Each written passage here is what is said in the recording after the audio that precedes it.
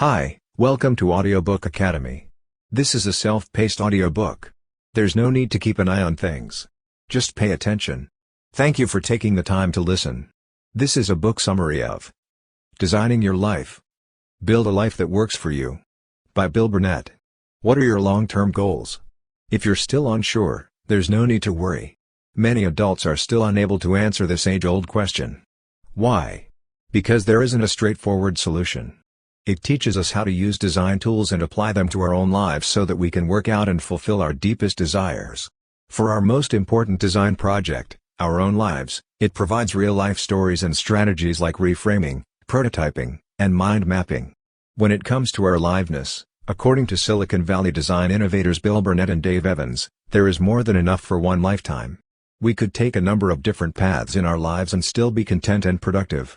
They co-created Stanford's highly successful life design course as a tool to navigate life in order to help us narrow down our options.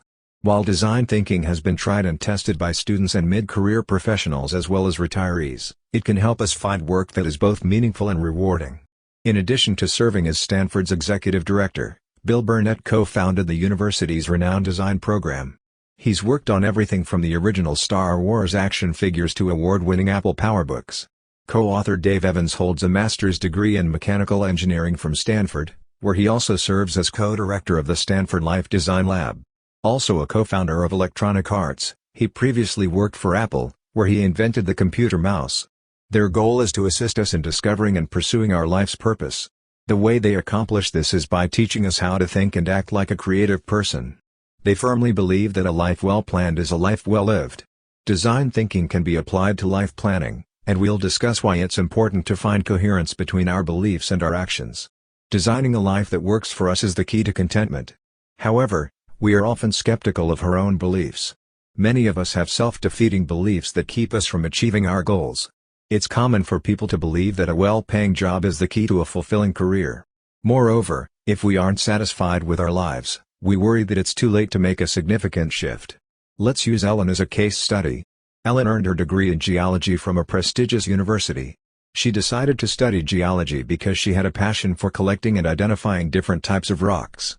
But it wasn't until after she graduated that she realized she didn't like the other aspects of her chosen career. There were no jobs or plans for the rest of her life for her after she graduated with a degree in hand. This story is relevant because Ellen isn't the only one who doesn't want to work in the field she studied. 3/4 of college graduates don't land jobs that are directly related to their academic fields. It's a bad idea to think that we'll spend the rest of our lives doing what we major in. As a result, we are unable to take the time to step back, reflect, and envision the life we want. We also tend to think that we'll be content if we're successful. Despite being in her 30s, Janine was able to achieve all of her professional and personal goals. In her life, she had everything: a degree, a happy marriage, and a high-paying job at an elite law firm. Evenings, on the other hand, were a different story. She'd be sobbing on her porch. Yet, despite having everything that she thought she should and wanted, she was profoundly unhappy. Though her life appeared successful, Janine felt that something wasn't quite right. Janine, too, isn't on her own. In the United States, 2/3 of workers are dissatisfied with their jobs, and 15% of them are particularly dissatisfied. So our happiness doesn't depend on how successful we are. Over 31 million Americans between the ages of 44 and 70 yearn for what's known as an encore career. Having an encore career means having a job that gives you purpose, keeps you employed, and has a positive impact on the community. Others, like Ellen and Janine, are unsure of where to begin and worry that it's too late to make a significant change in their lives. The good news is that it's never too late to start living the life you want to lead. However, we must get off the bench and start working. You don't find designers on the bench. Think like a designer before you can design your life. First, we need to understand that designers don't think their way through the process. There are a few simple ways to do this. As a result, they build their way out of the hole they've dug. We can dream up all kinds of fantastical scenarios, but at the end of the day, they have no bearing on reality or who we are. In order to become a designer, we must have a bias toward action. We can't sit on the bench and think about what we want to do, we have to get into the game. In order to find what works and what solves a problem, designers have to make many prototypes. What's the point of going through this? It's critical because the problem we're trying to solve is often quite different from what we initially thought it would be. As a result, we must be willing to accept failure, embrace change, and let go of our attachment to results. We must also accept the fact that the process will be messy, but that the resulting designs will be original.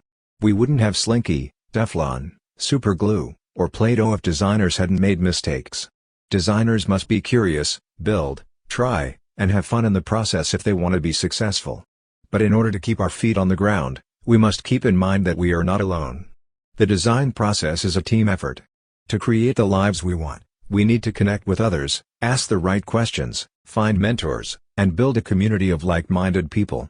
Our authors can help us get started by providing us with design thinking guidance. Thought experiments from the book can help us design our future. Look back and connect the dots.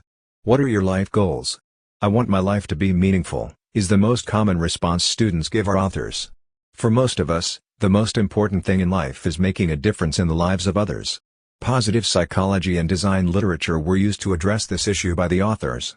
What we do in the world is a function of who we are, what we believe, and who we are as individuals. We'll likely gain a deeper sense of purpose if we can make the connections and strike a better balance between our beliefs and our actions. So, how do we go about playing a game of connect the dots? I challenge you to give it a go. Using no more than 250 words, pen and paper, jot down your thoughts on how you see your job. Consider this: what is your working hypothesis? What's the point of working if not to make money? Moreover, what is the purpose of one's work? The next step is a little more difficult after you've completed the previous one. Make a list of all the things you believe in and how you see the world. What brought you here in the first place? What religion or worldview do you adhere to, and what principles are important to you?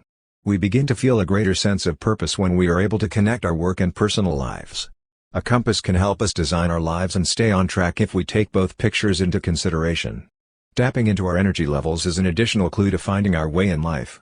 Have you ever been so engrossed in what you're doing that time seems to stand still?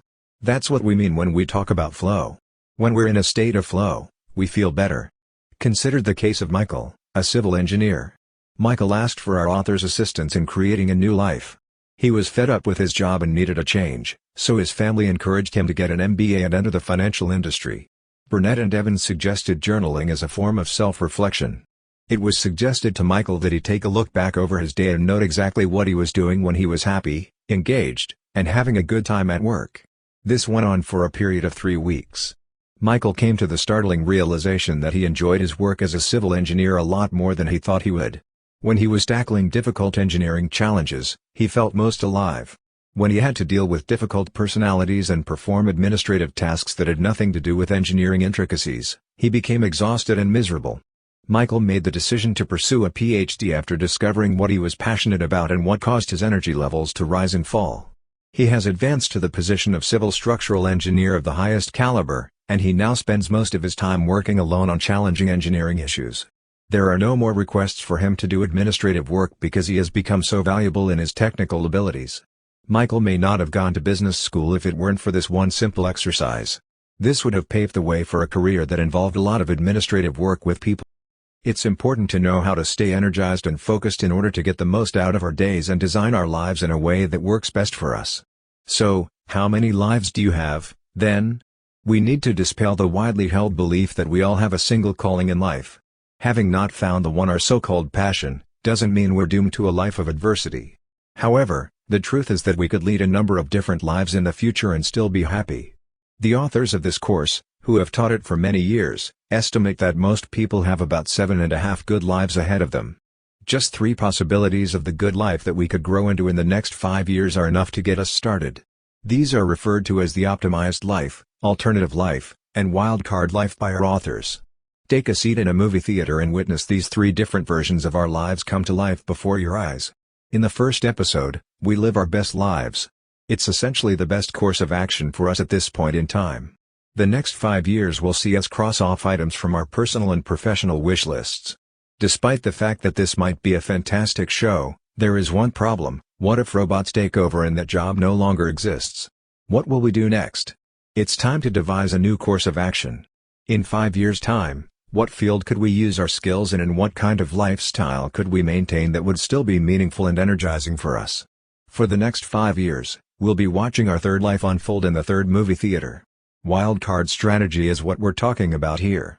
What would we do if we didn't have to be constrained by the constraints of a limited budget or the fear that others would mock our idea? If money and image weren't an option, how would our lives change in the next 5 years? Odyssey planning is a term for this type of thought experiment. It's based on the idea that there are many designs for our life, all filled with hope for the kind of creative and unfolding reality that makes life worth living, our authors write. The time has come for action now that we have generated a few ideas. That's not how the design process works. The prototype stage follows ideation. Move forward by using prototype. Our designs are now ready to be tested and validated. In life design, there are two types of prototypes: conversational prototyping and experiential prototyping. The future is already here, it's just not evenly distributed, wrote science fiction author William Gibson. As a result, there's a good chance that at least one of these three people has been doing so for a long time. To put it another way, they're already experiencing our future. It's as simple as meeting them and asking for their story. The best way to calm your nerves is to keep in mind that people love to share their stories, especially over a free coffee or lunch. You may find something in their story that resonates with you. The other is based on a working prototype. The toe dip exercise is what our authors call it. One of the women they worked with was a successful tech executive in her 40s. She, on the other hand, aspired to go from making money to making meaning. She contemplated taking up a master's in education so she could work with children once again. But at 45, the idea of returning to college, alongside millennials, was frightening. However, she decided to take a small step into student life in keeping with her try-stuff mentality. Ultimately, she found the experience exhilarating. With her body on fire from the content, she sat down to read. She shared a row with a group of millennials, who she found to be open-minded and fun. For this reason, at her age of 45, she has enrolled in college. In the words of our authors, we are more than the sum of our mental activities alone. In order to test our assumptions and design our future, we must find a felt experience that allows us to do so. Ending on a high note. When we grow up, most of us don't know what we want to be. Fortunately, this is true. When we stop growing up, why would we ever want to stop? Life is not a destination, but rather a process of growth and change. No matter how hard we try, we'll never be able to answer the big questions of life once and for all. So what if we keep our sense of wonder and use the design process to create a life we love that is constantly evolving? It is possible for us to be more deliberate in how we approach our lives and careers by mapping out our ideas, testing the waters before we leap, and returning to our design board when necessary. The question isn't grow old, but rather grow into, my fellow traveler. Thank you for listening in Audiobook Academy. Please don't forget to subscribe for more content like this. See you in next audiobook.